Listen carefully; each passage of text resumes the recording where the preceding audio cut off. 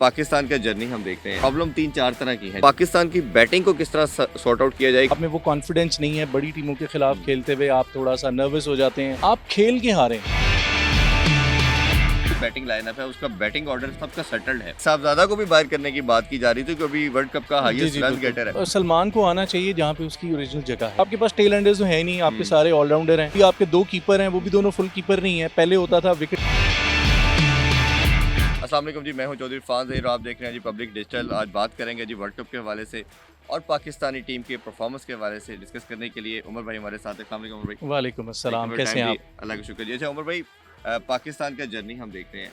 Problem 3-4 तरह की हैं जिसको हम कोशिश करते आ रहे हैं, अपनी ट्रांसमिशन में भी डिस्कस कर रहे हैं।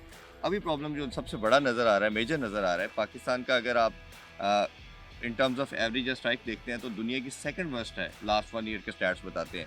तो पाकिस्तान की बैटिंग को किस तरह सॉर्ट आउट किया जाए, क्योंकि फ़खर जमान को तो अभी भी हम चांस नहीं दे रहे। मेरे ख्याल में जी पहले तो जो प्लेयर्स का कॉन्फिडेंस है वो पिछले मैच की वजह से थोड़ा सा ज़रूर रीडेवलप हुआ होगा। असल में वही एक प्रॉब्लम है जिसकी वजह से आप कोलैप्स करते आ रहे हैं कि आप में वो कॉन्फिडेंस नहीं है, बड़ी टीमों के खिलाफ खेलते हुए आप थोड़ा सा नर्वस हो जाते हैं या आप कह लें कोलैप्स कर जाते हैं। तो अब जो थोड़ा सा लास्ट मैच में हुआ, अगर उसको कंटिन्यू किया जाए, सिर्फ इतना है कि हार जीत गेम का हिस्सा है। आप खेल के हारें, कोई मसला नहीं है, कोई कुछ नहीं कहेगा। इवन इंडिया के खिलाफ कुछ मैचेस ऐसे हुए कि जिसमें आपने परफॉर्म किया but you lost the match, उसमें लोगों ने किसी ने कुछ नहीं कहा। ज़्यादा प्रॉब्लम तब आती है, पूरी नेशन भी तब खड़ी होके मीम्स बनाती है या एंटी वीडियोस बनाती है। जो एक्स क्रिकेटर्स हैं वो भी तभी बात करते हैं कि जब आप खेलते हुए या लड़ते हुए नज़र नहीं आते। तो ये जो कॉन्फिडेंस है उसको अगर उसके साथ टीम उतरेगी अगर ग्राउंड में, तो I think they will play well. अच्छा, इसमें एक दुनिया की हमने एग्जांपल देखते हैं तो तमाम जितने भी बैटिंग लाइनअप है उसका बैटिंग ऑर्डर सबका सेटल्ड है। हम अपना पाकिस्तान का देखते हैं तो शायद मुझे लगता है कि ओपनर का है, लेकिन अभी डिस्कशन में वो भी आ गए हैं कि साइम को नीचे ले जाएं, फलाने फ़खर को ऊपर ले आएँ। कोई कहता है, इवन तो ये डिस्कशन भी सुनने में आई कि साहबजादा को भी बाहर करने की बात की जा रही थी क्योंकि अभी वर्ल्ड कप का हाईएस्ट रन गेटर है। तो आपके ख्याल में बैटिंग ऑर्डर में बाबर का नंबर कोई चेंज होता या किसी और का चेंज सब नज़र आता है कि सलमान अली आगा 4 या 5 पे चले जाए? देखिए, मेरे ख्याल में सलमान को आना चाहिए जहाँ पे उसकी ओरिजिनल जगह है। 4 ठीक है, अभी तक यही हाँ बिल्कुल, अभी तक हमने थोड़ी देर पहले भी बात की थी कि वो जब पावर प्ले के दौरान आया ऊपर तो उसने परफॉर्म किया, बट जब पावर प्ले के बाद वो ऊपर आया तो वो उस तरह से इम्पैक्ट क्रिएट नहीं कर सका।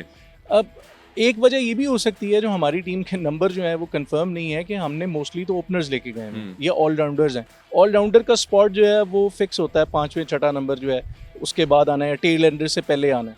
तो आपके पास टेल एंडर्स तो है नहीं, आपके सारे ऑलराउंडर हैं और बैटर कोई आपका जो है वो सिर्फ एक है जो प्रॉपर बैटर है जिसको आप सिर्फ एज अ बैट्समैन खिला रहे हैं। वैसे तो कुछ अर्सा पहले उसकी भी बात हो रही थी कि अगर इसको टीम में रखना है तो ये बैटिंग में परफॉर्म नहीं कर रहा तो इसको कीपर्स जो है ना बना दें या ग्लव पहना दें। बाबर आजम की मैं बात कर रहा हूँ।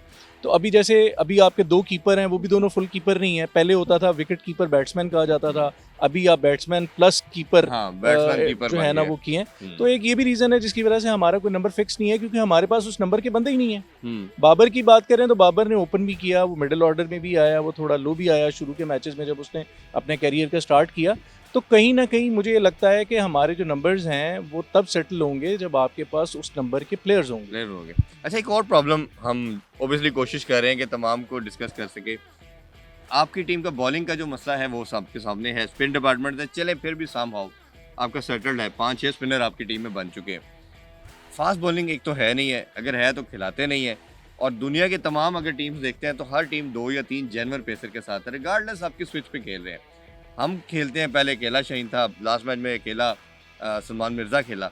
तो बॉलिंग में आपको लगता है कि किसी एक स्पिनर को या ऑलराउंडर को बैठा के हम नसीम शाह को ऐड कर लें? एटलीस्ट ओबियसली PSL में सबसे हाईएस्ट बिड के ऊपर उसको पिक किया गया। देखिए, जो कोच का प्लान है ना वो मेरा ख्याल है स्पिनर्स के साथ जाने का है, जिसकी वजह से आप पेसर को नहीं ले रहे। पेसर को आप तभी लेंगे जब आपके प्लान का हिस्सा होगा। अभी तक आपका एक ही पेसर है आपके प्लान में कि वो भी शायद आपको लगता है कि आपने सिर्फ फिलर के तौर पे रखना है, अदरवाइज आपने अपनी स्ट्रेंथ जो है वो स्पिन के साथ ही जाना है।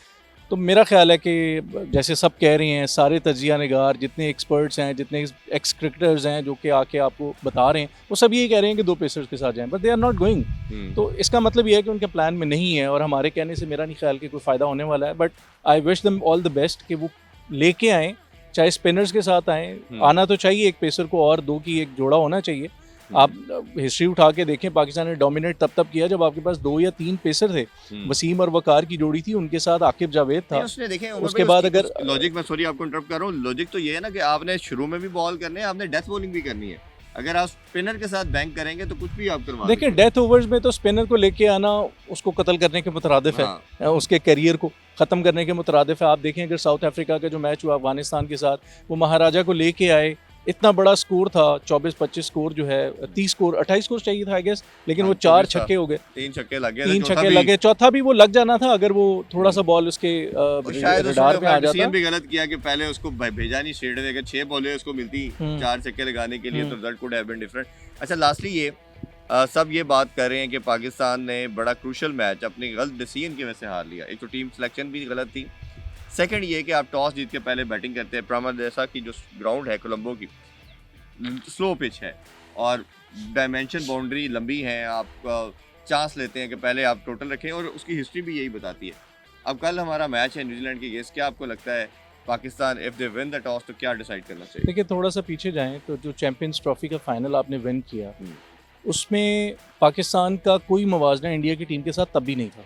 इंडियन टीम तब भी बहुत ऊपर थी, ऑन पेपर भी और ऑन हेड टू हेड भी अगर आप काउंट करते हैं। बट वहाँ पे कुछ सीनियर्स ने भी मशवरा दिया कि if you go for the first batting, आप टॉस जीतते हैं तो आप उसको बैटिंग की तरफ जाएं और आप एक बड़ा टोटल खड़ा कर लें। जब बड़ा टोटल खड़ा होता है ना 300 का या 250 मतलब 325 का, तो आप मार्जिन लेते हैं। फिर टीम जो दूसरी वाली होती है, जब सेकंड इनिंग में आ रही होती है, वो जब खेलने के लिए आती है, उसको 1-2 क्विक विकेट्स अगर आप गिरा लेते हैं तो उन पे प्रेशर आ जाता है। Same goes with the T20।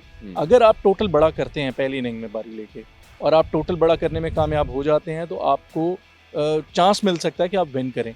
तो पहली बारी अगर आप टॉस जीतते हैं तो हर सूरत में आपको फर्स्ट इनिंग में जो है ना वो बैटिंग करनी है, और अगर आप टॉस लूज कर जाते हैं तो फिर देखना पड़ेगा कि वो तो आपका डिसीजन नहीं। और टॉस तो कई दफ़ा बड़ी टीमें तो ये भी सोचती हैं कि it's just mayor start of the game, आपने गेम को स्टार्ट कैसे करना है उसके ऊपर है, बाकी तो आपकी अपनी परफॉर्मेंस है। ऑब्वियसली इस पर बात करते रहेंगे। और उमर भाई, कोई टीम में चेंजिंग एक्सपेक्ट करते हैं आपको होनी चाहिए, या लगता है कि ऐसी स्क्वाड जो लास्ट के लिए टीम वही खेलेगी? मेरा ख्याल है कि अब जो लास्ट स्क्वाड है, विनिंग स्क्वाड है, उसके साथ ही जाना चाहिए। फ़खर को नहीं समझ रहे आपको होना? देखिए, फ़खर को आपने बारी दी ही नहीं, उसकी कोई प्रैक्टिस नहीं है वहाँ पे जाके, और वो जो लास्ट उसके मैचेस खेले में उसमें उसने परफॉर्म भी नहीं किया हुआ। तो अगर वो इतने बड़े मैच में अब उसको लेके आते हैं और वो कहीं ना कहीं उसको जस्टिफाई नहीं कर सकता या उस तरह से परफॉर्म नहीं कर सकता, तो फिर आपके पास क्या ऑप्शन है? बिल्कुल ऐसे ही है, ये उमर भाई ने बिल्कुल ठीक कहा। और दूसरा मेरा मानना वैसे ये है कि फ़खर को होना चाहिए। आप सबको 2023 के वर्ल्ड कप में फ़खर की इनिंग न्यूजीलैंड के अगेंस्ट याद है, 400 चेस करना था, और उन्होंने जिस तरह की वो बारी ली, शायद इंटरनेशनल क्रिकेट में बहुत कम ऐसी इनिंग्स देखने को मिलती हैं, क्योंकि मैच विनर इम्पैक्ट प्लेयर को टीम में मस्ट होना चाहिए। मुझे और उमर भाई को दीजिए इजाज़त, अपना ख्याल रखें। अल्लाह हाफ़िज़। अल्लाह हाफ़िज़।